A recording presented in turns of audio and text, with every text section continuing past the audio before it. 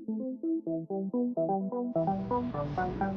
the pneumatic knocker, and now we will see what are the issues and maintenance related to this. This is the inlet, and this is the exhaust. When we are connecting, we are supposed to connect the inlet here, and after hammering, the air will come out from here. This is the exhaust.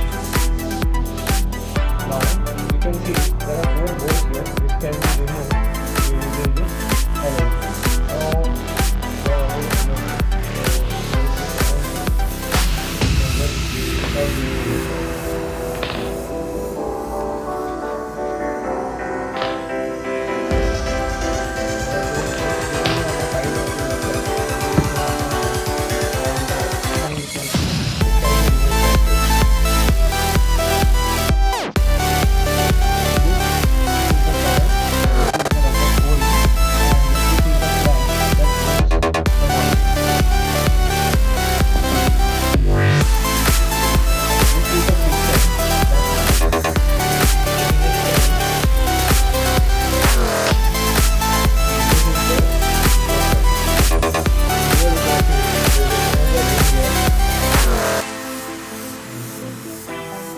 there are 2 decimal machines here.